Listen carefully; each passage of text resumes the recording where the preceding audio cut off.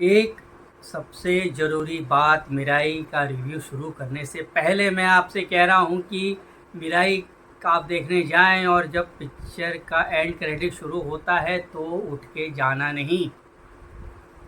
एक बहुत ही बड़ा सरप्राइज आपका वेट कर रहा है। ज़रूर don't leave the theatre early as soon as the end credits roll. When Mirai ends, there is a huge surprise.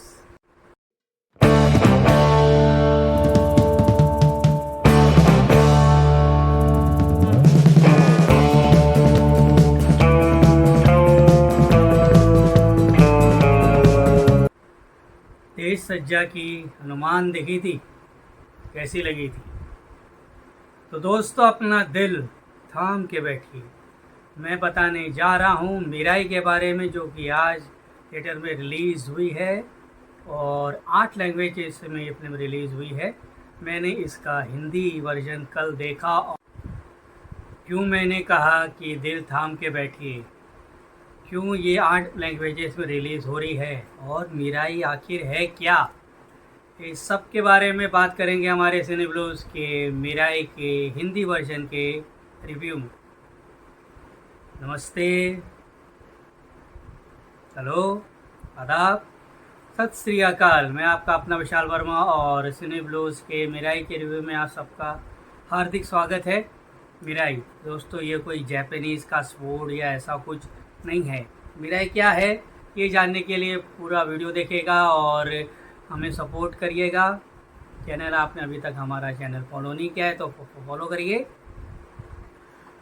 तो ये की जो कहानी है, ये जो इसका जो पीरियड है वो शुरू होता है। ये एक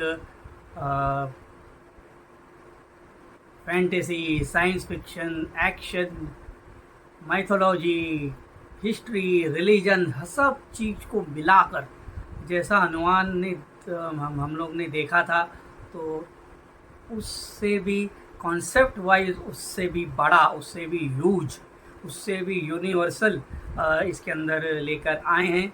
और ये कहानी है उस पीरियड से स्टार्ट होती है जब सम्राट अशोक कलिंगा की लड़ाई के बाद उनको पछतावा होता है और इसी पछतावे में वो 9 ग्रंथ शक्तियों के पूरे विश्व में डिस्ट्रीब्यूट कर देते हैं और वो 9 ग्रंथों की रक्षा कर रहे हैं पीढ़ी दर पीढ़ी, एक से एक जाबाज वॉरियर। तभी आज की टाइम पे, आज के इस युग में एक ऐसा वॉरियर वो ऑब्सेशन हो जाता है, अपनी ताकत पे इतना घमंड उसे हो जाता है, जिसका रोल प्ले करे हैं मनोज। और उनको अब वो 9 ग्रंथ हासिल करने हैं और वो 9 ग्रंथ हासिल करने के लिए निकल जाता है। लेकिन कहानी में ट्विस्ट ये है कि वो 8 ग्रंथ तो हासिल कर लेगा, लेकिन 9 ग्रंथ हासिल करने के लिए उसको सामना करना पड़ेगा उस रक्षक का, उस सेवियर का, उस पुरुष का, उस इंसान का जिसके ऊपर दैवीय शक्ति है। और वो रोल प्ले कर रहे हैं, वेदा का रोल जो प्ले कर रहे हैं वो हैं तेज। तो तेज किसके बेटे हैं, क्या है, और उनके अंदर वो सारी शक्तियाँ, देव शक्तियाँ क्यों हैं, और वो कैसे वो आते हैं, वो कैसे, क्या सामना होता है, क्या है, ये सब अभी बता दूंगा तो आप पिक्चर में क्या देखोगे। तो वेदा जो है वो एक अनाथ बच्चा है, वो यहाँ वहाँ सा दिखाया गया है, पर उसके पीछे बैक स्टोरी है जो आगे जाके वो सब जब आप देखोगे तो खुलती है। अनाथ बच्चा है, यहाँ वहाँ भटकता रहता है। उसको एक, जहाँ पे 9 ग्रंथ थे, 9 ग्रंथ में एक ग्रंथ वाली जगह है, वहाँ से एक साधु आती है, जिसका रोल प्ले करी कृतिका, और वो आके उसको याद दिलाती हैं, उसे ये बताती हैं कि क्या तुमको कि वेदा आखिर है क्या और उसके अंदर क्या-क्या शक्तियाँ हैं और वो क्या-क्या कर सकता है। अलग लेवल पे जाती है, अलग पीरियड, इसमें बहुत से ट्रेस होते हैं। कलिंगा के युद्ध वाले पीरियड से ये फ़िल्म शुरू होती है, आज के पीरियड में आती है और जब कहानी चलती है, वेदा को जब एहसास होता है कि वो कौन है और उसका मकसद क्या है, तब ये ट्रेस जाती है रामायण की तरफ। और ये कोई स्पॉइलर नहीं है। और ट्रेलर में आपने जैसे देखा था कि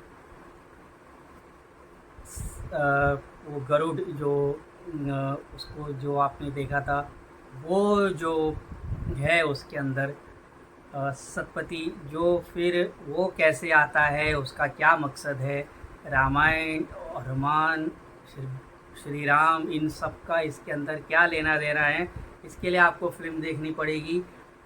श्रेया शरण का बहुत ही इम्पोर्टेंट रोल है इसके अंदर, वो प्ले कर रही हैं। वो देवी जिसके बेटे बने हैं तेज, और एक महर्षि के भूमिका में आएंगे जयराम, और एक बहुत बड़े तांत्रिक की भूमिका में जिनके पास एक ग्रंथ है उसकी भूमिका में नज़र आएंगे जगपति बाबू। इसका जो डायरेक्शन है, इसका जो वीएफएक्स का इफ़ेक्ट है, और जो इसका जो मूल कॉन्सेप्ट है, हनुमान में हमने देखा था जैसे कि माइथोलॉजी को लेके, हिस्ट्री को लेके, रिलीजन को लेके और पावर को लेके, और सुपर हीरो का जो कॉन्सेप्ट टेम्पलेट होता है उसको लेके, तो हिंदू कस्टम ट्रेडिशंस को लेके उन्होंने एक जो पूरा जो ताना बाना भुना था हनुमान में, उसी तरह यहाँ पे भी कॉन्सेप्ट वाइज ये और ज़्यादा यूनिवर्सल है। हनुमान और अब जो आई है मिराकी, इसके इस तरह की फ़िल्में जो होती हैं वो हमारा जवाब है बाहर से, जो भी एंटमैन, स्पाइडरमैन, बैटमैन, ये मैन, वुमन जो भी आती रहती है, उसका ये जवाब है। उनको ये सब अपने दिमाग में वो लोग के क्रिएट करते हैं, और हमारे तो कस्टम्स में, ट्रेडिशन में, हमारे किस्से कहानियों में, हमारे वेद पुराणों में, हमारे भगवान के अवतारों में ये सब मौजूद है। लिविंग एग्जाम्पल्स हैं। कृष्ण के अवतार में क्या क्या हुआ था, महाभारत, प्रभु श्री राम के अवतार में क्या क्या हुआ था, उन सब की प्रमाण तक मौजूद हैं। तो ये हमारे पास वो कहानियाँ तो हमारे दिल और दिमाग, हमारे दिमाग में नहीं, हमारे दिल में बसी। और अगर हम इस तरह की फिल्में बनाते रहेंगे तो कौन थिएटर में जाके फिल्म देखना नहीं चाहेगा। मैं तो ये बोल रहा हूँ कि अगर ये मिराई का जो विजुअल अपील है, it is out of this world. ज़बरदस्त विजुअल इफ़ेक्ट्स हैं इसके।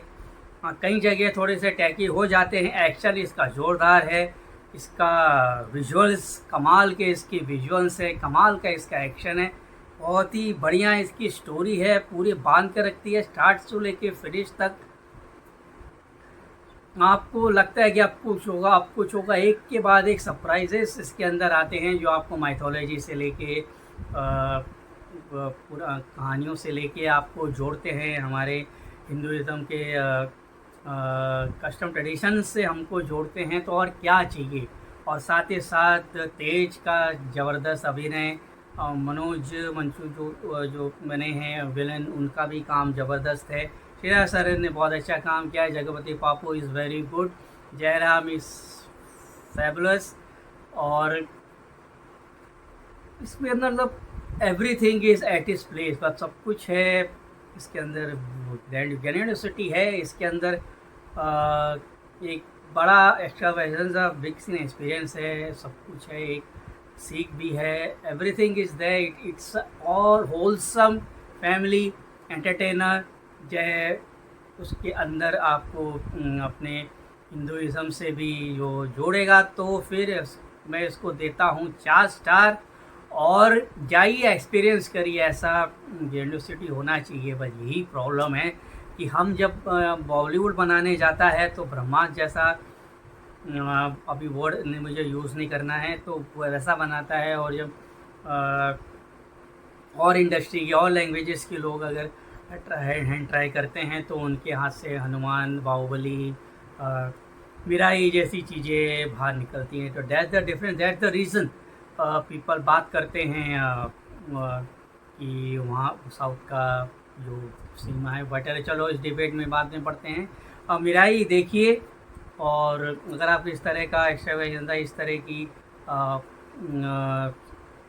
चीज़ें एपिक अगर आपको बड़े स्क्रीन पे अच्छी लगती हैं तो दीजिए। बड़े स्क्रीन एक्सपीरियंस है, OTT तक का वेट मत करिए।